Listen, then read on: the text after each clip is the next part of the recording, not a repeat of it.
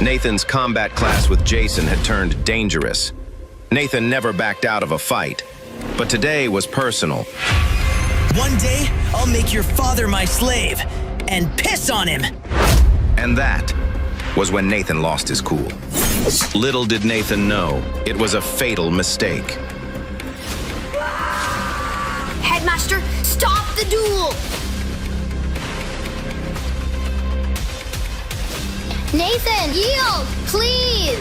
I yield. Not enough for me. He especially cherished the love of his older sister.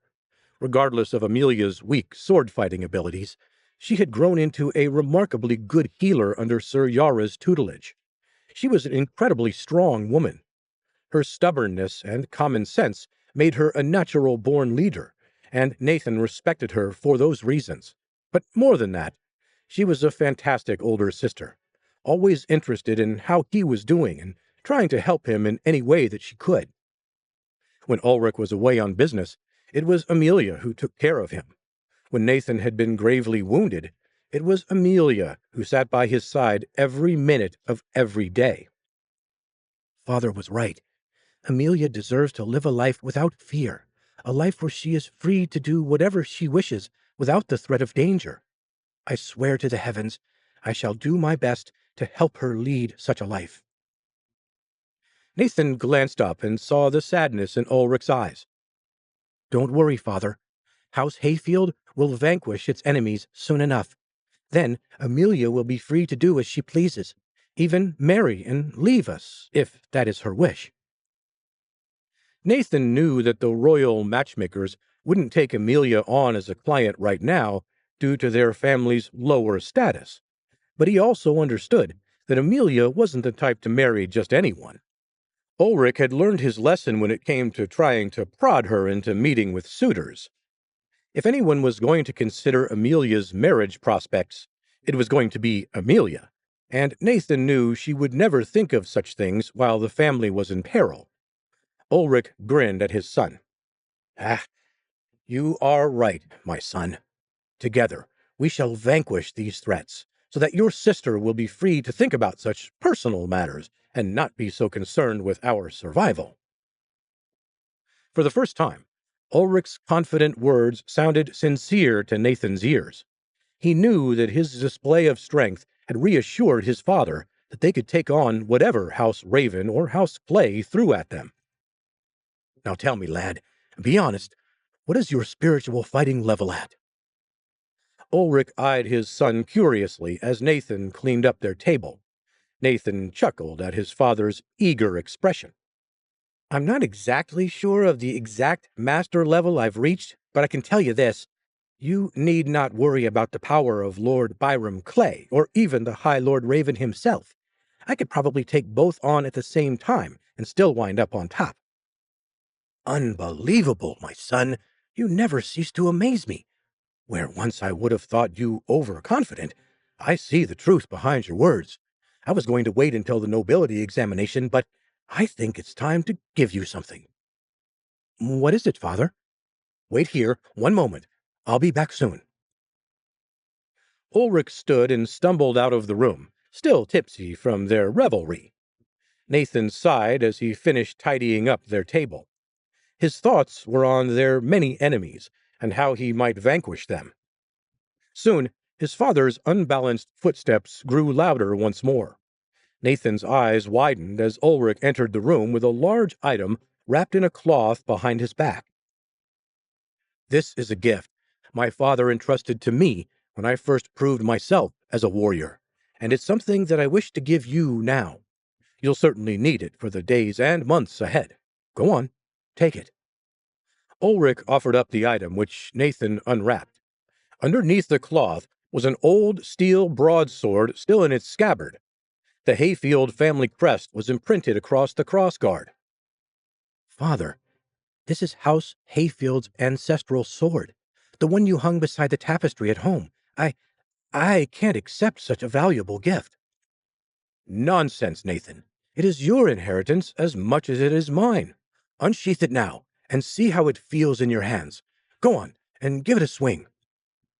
Slowly, Nathan unsheathed the sword. The blade had a simple design without many adornments, a simple tool for a simple job.